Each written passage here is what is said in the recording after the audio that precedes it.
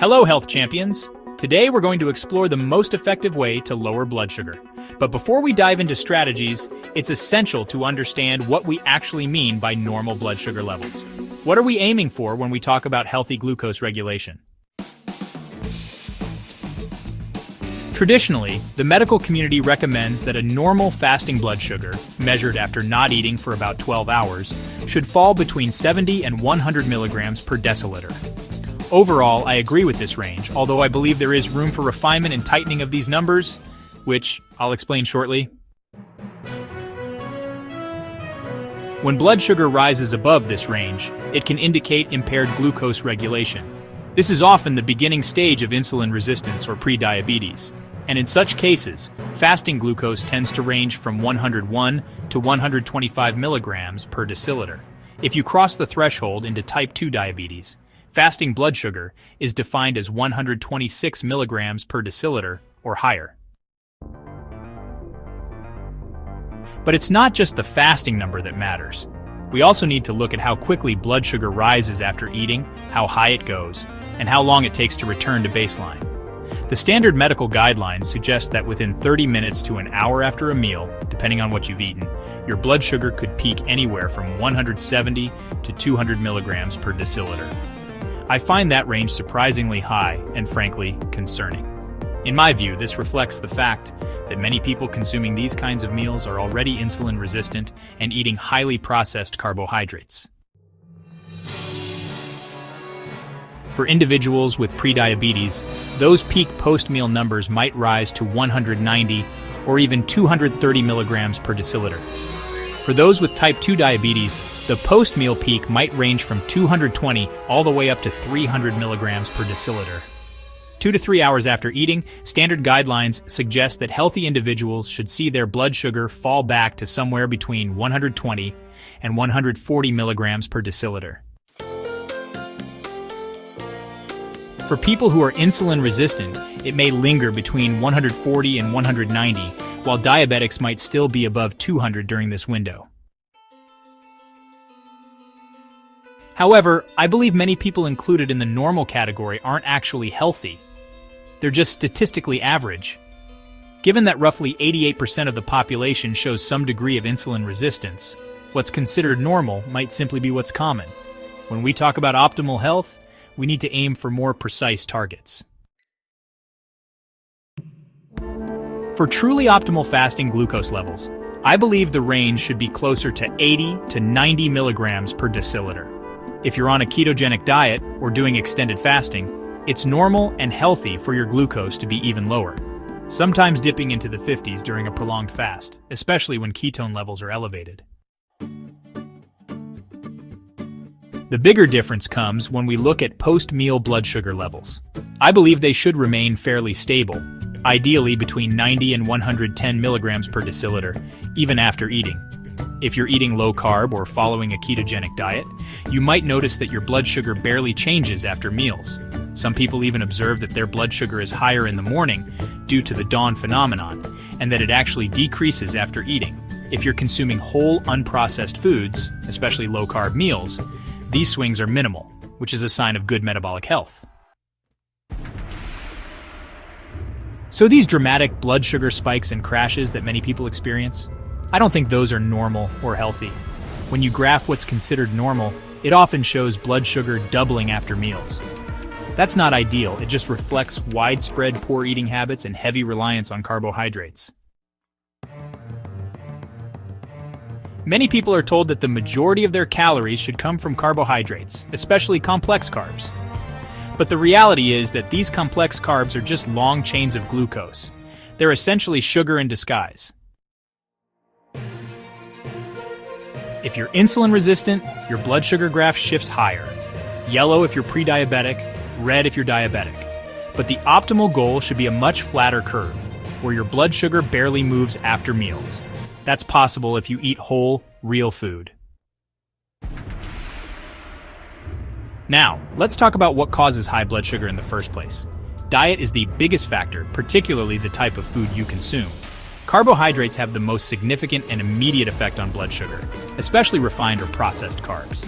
The worst offenders are sugar and high-fructose corn syrup. Although both contain glucose and fructose, high-fructose corn syrup is particularly damaging because it contains more fructose and is absorbed more rapidly, overwhelming your system. Let's unpack this further. Most carbohydrates eventually break down into glucose, a 6-carbon ring molecule that circulates in your blood as blood sugar.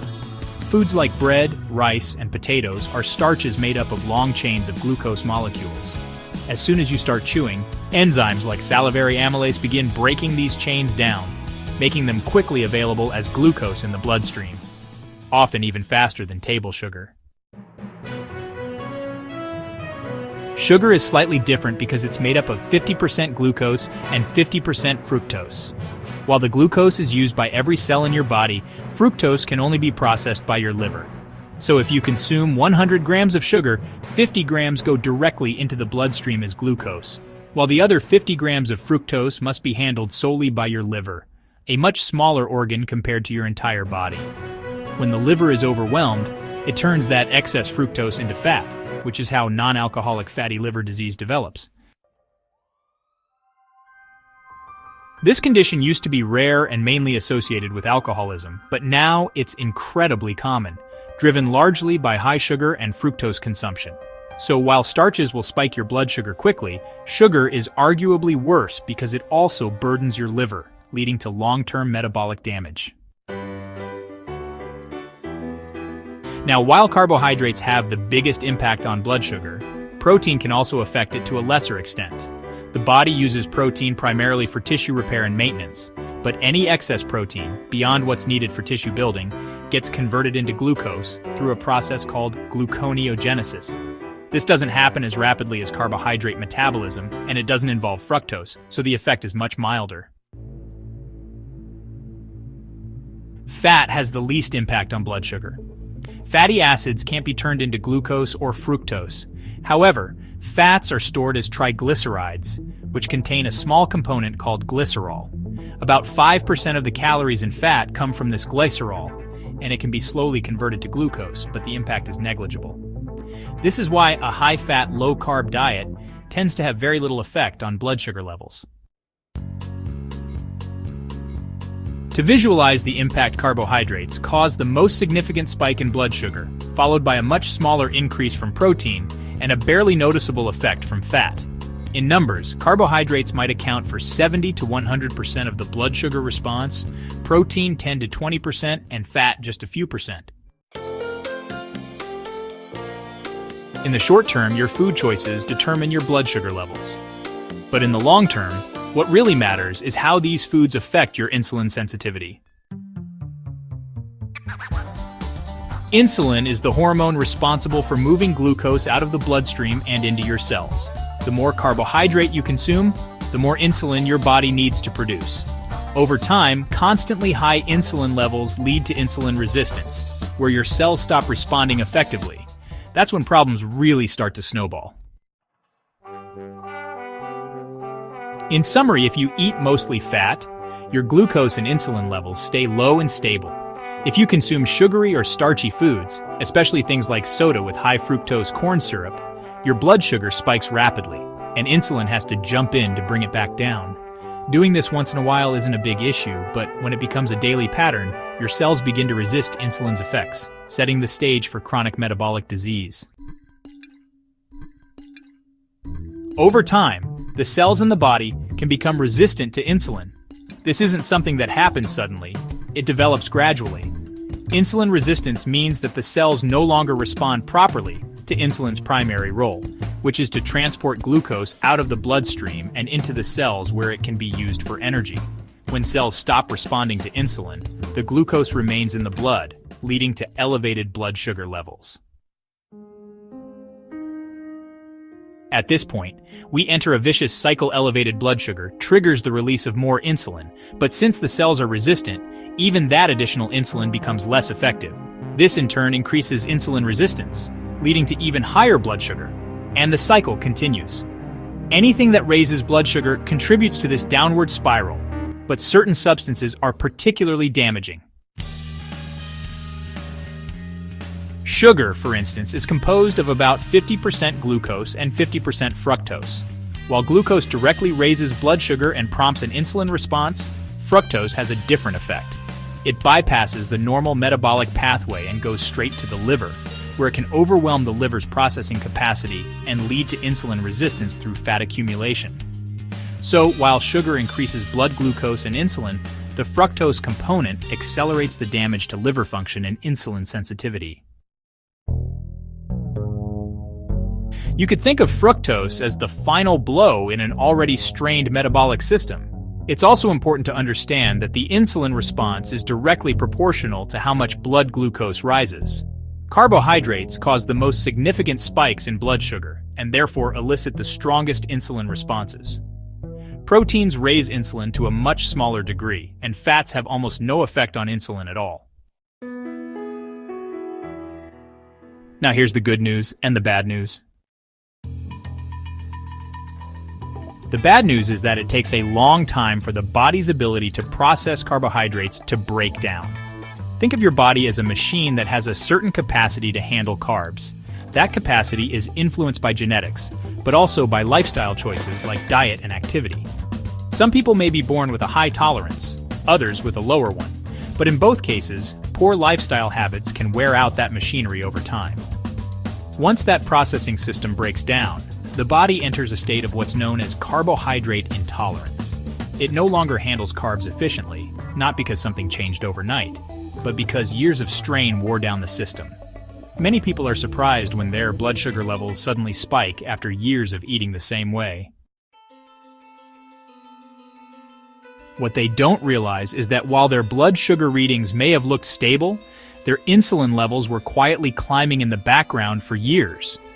That's one of the key flaws in how we typically monitor metabolic health. Traditional testing often focuses only on blood glucose, not on insulin levels. But blood sugar is a tightly regulated system. The body will do everything it can to keep it within a narrow, safe range because glucose is critical for brain function. If blood sugar goes too high or too low, it can cause severe damage, even coma, so the body uses insulin as its main regulatory tool. In the early stages, when everything is working well, insulin and glucose levels are in balance. A certain amount of insulin keeps blood glucose in check, but as time passes and cells become more resistant, the body compensates by producing more insulin to keep blood sugar stable. You might still see normal glucose readings, but insulin levels have doubled, meaning the body is working much harder just to maintain equilibrium. Years later, insulin levels may double again, even while glucose appears normal. Eventually, the system reaches its limit.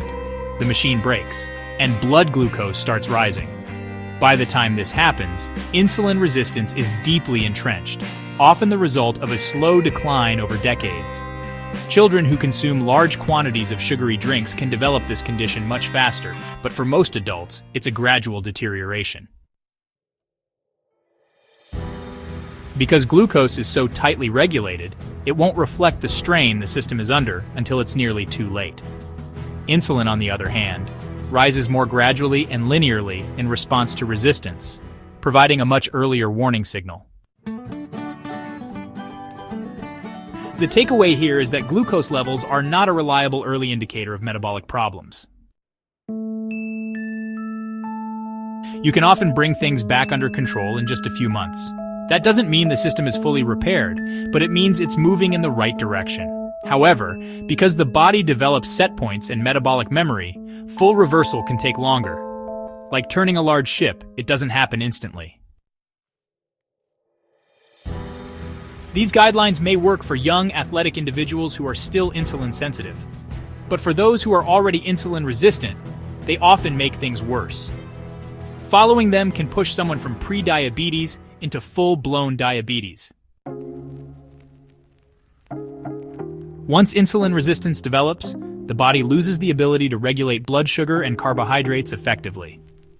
To restore balance, we have to reduce insulin levels.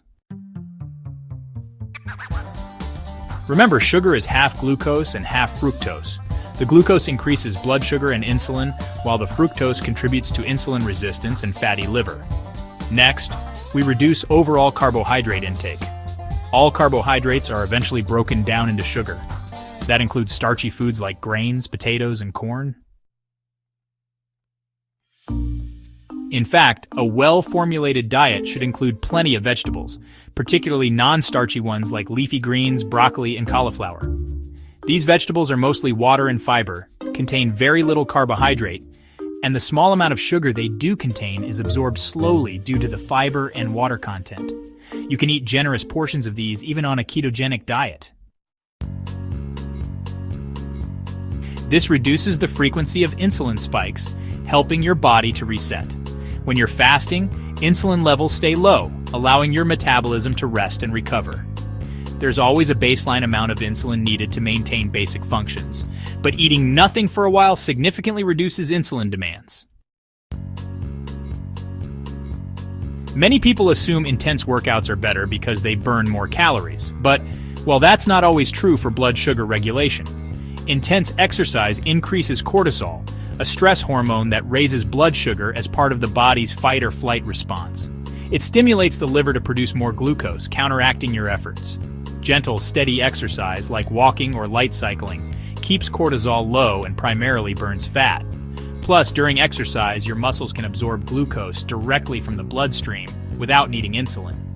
Muscles at rest require insulin to take in glucose, but active muscles don't.